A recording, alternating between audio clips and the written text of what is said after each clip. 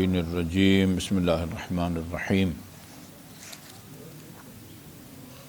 الحمدللہ رب العالمین وصلی اللہ علی محمد وآلہ الطیبین الطاہرین۔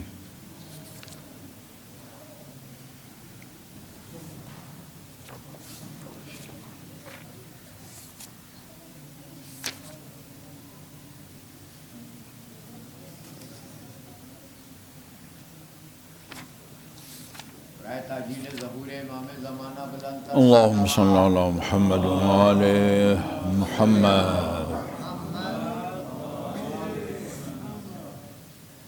یہ میں نے جیسے وہ کتاب کھولی ہے وہ ایک حدیث میرے سامنے آئی ہے، اس کو پہلے کے ہی مطالعے کے دوران میں نے اس کو وہ ہائی لائٹ کیا ہوا ہے، تو وہ میں آپ کی خدمت میں عرض کرتا ہوں۔ اس کا ثواب اپنے اپنے مرحومین کے لیے ہدیہ کریں۔ روی انہ جاء رجل الی رسول اللہ، روایت کی گئی ہے کہ ایک شخص رسول خدا صلی اللہ علیہ وسلم کی خدمت میں آیا یا حاضر ہوا، وسألہ عن عمل یدخلہ الجنہ، اور ان حضرت سے پوچھا کہ وہ کوئی ایسا عمل بتائیں کہ جس کی وجہ سے میں جنت میں داخل ہو سکوں۔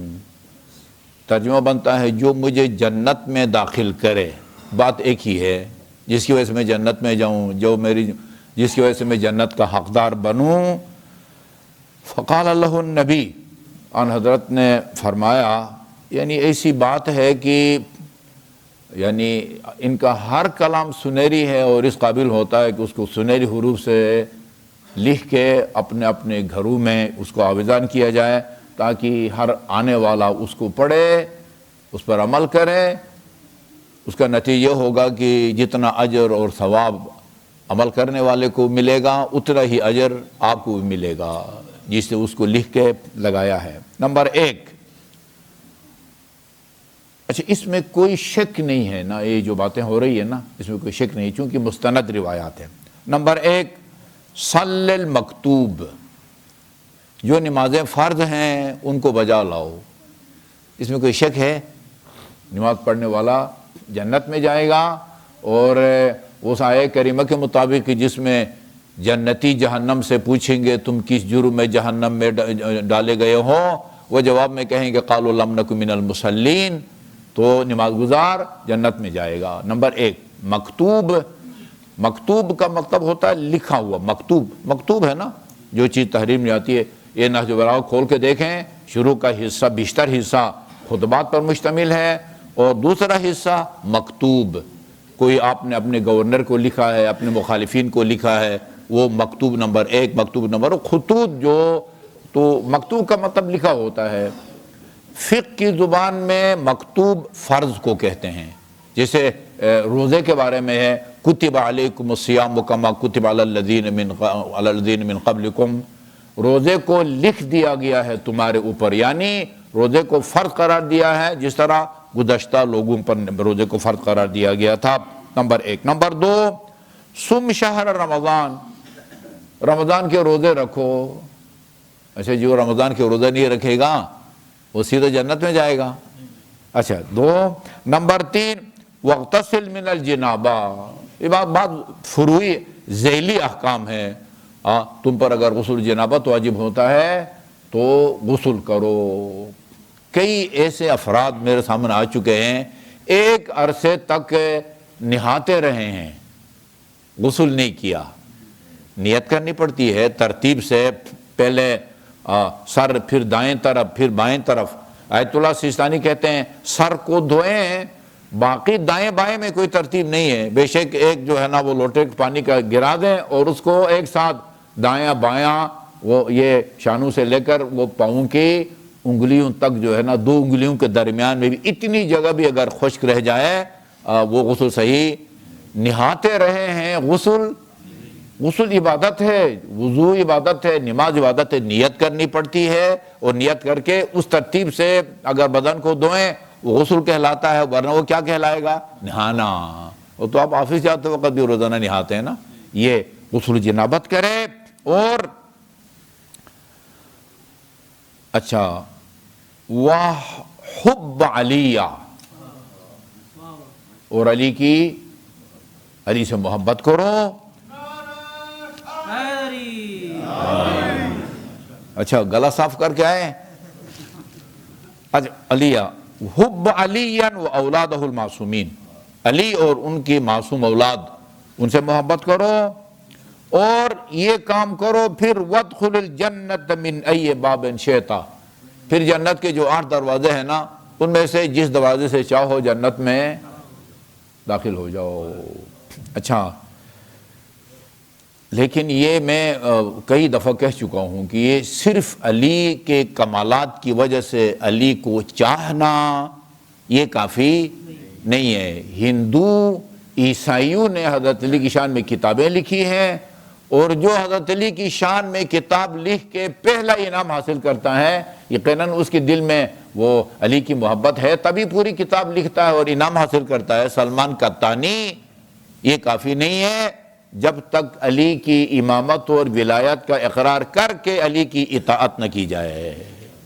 صرف جو ہے نا وہ پنجابی میں کہتے ہیں چھڑی محبت، چھڑی محبت جو ہے وہ نجات کے لیے کافی. وہ خدا کے منکر رسول کے منکر بھی علی سے، ان کے کمالات علی ان کو مجبور کرتے ہیں کہ ان کے دل میں علی کی محبت پیدا ہو، وہ کافی نہیں ہے. اشیتا فوالذی بعثنی بالحق نبیا، قسم اس خدا کی جس نے مجھے نبی برحق بنا کے بھیجا ہے. وبالرسالۃ نجیہ، رسالت کے لیے میرا اس نے انتخاب کیا ہے.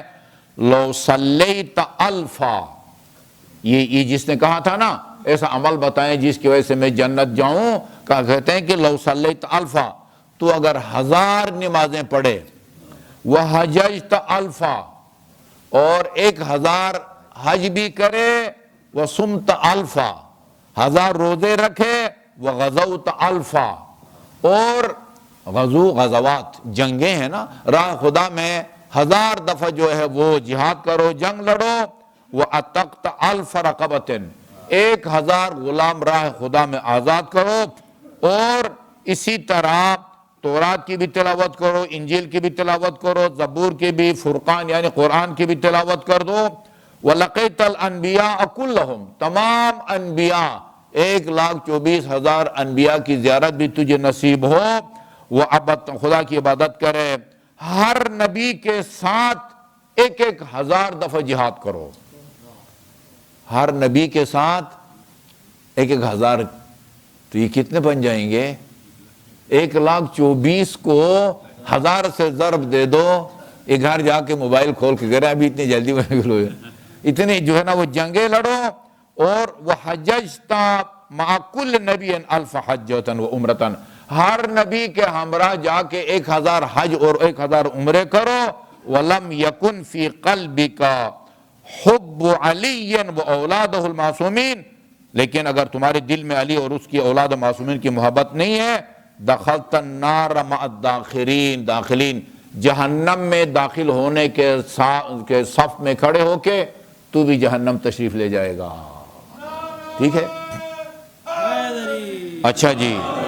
اور پھر فرمایا فَلْيُبَلِّغِ الشَّاهِدَ الْغَائِبَ هَذَا الْكَلَامِ، حاضرین میں سے جس نے، رسول خدا فرماتے ہیں حاضرین میں سے جس نے میرے اس کلام کو سنا ہے اس کو اپنے تک محدود نہ رکھے، آگے بھی جو ہے نا وہ لوگوں تک اس کو پہنچائے. جی ہاں، فَقُولُوا فِي عَلِيٍّ، یا فَقُولُوا فِي عَلِيٍّ، یہ علی کے بارے میں بولو، زبانوں کو بند مت رکھو. فَإِنِّي مَا أَقُولُ فِي عَلِيٍّ إِلَّا بِأَمْرِ بِجِبْرَئِيل، میں علی کے جو فضائل بیان کرتا ہوں وہی بیان کرتا ہوں جو مجھے جبرائیل نے بتائے ہوتے ہیں، اور جبرائیل بھی وہی کچھ مجھے بتاتا ہے جو اللہ تعالیٰ نے اس کو بتایا ہوتا ہے. ما اقول فی علی الا بامر جبرائیل، جبرائیل کے کہنے پر میں علی کی شان بیان کرتا ہوں. وجبرائیل لا یخبرنی الا عن اللہ، اور جبرائیل بھی اپنی طرف سے من گھڑت فضائل بیان جو ہے نا بنا کے نہیں لاتا، وہی بیان کرتا ہے جو اللہ تعالیٰ نے بتانے کا حکم دیا ہوتا ہے. وَإِنَّ جِبْرَئِيل لَمْ يَتَّخِذْ أَخًا فِي الدُّنْيَا إِلَّا عَلِيًّا، جبرائیل نے دنیا میں علی کے سوا کسی کو اپنا بھائی نہیں بنایا، ٹھیک ہے جی، نہیں بنایا۔ من شاء، اب میں نے تم بتا دیا، ہاں، علی کی محبت کا نتیجہ بھی بتایا اور علی سے محبت نہ کرنے کی بھی منظر بتایا۔ اب تمہاری مرضی ہے، میں تم علی کی محبت پر مجبور نہیں کرتا۔ فمن شاء فلیحبہ ومن شاء فلیبغضہ، جس کا جی چاہتا علی سے محبت کرے اور جس کا جی چاہتا علی سے محبت نہ کرے، انجام دونوں کا میں نے تمہیں بتا دیا ہے۔ فإن اللہ اعلیٰ علی نفسہ،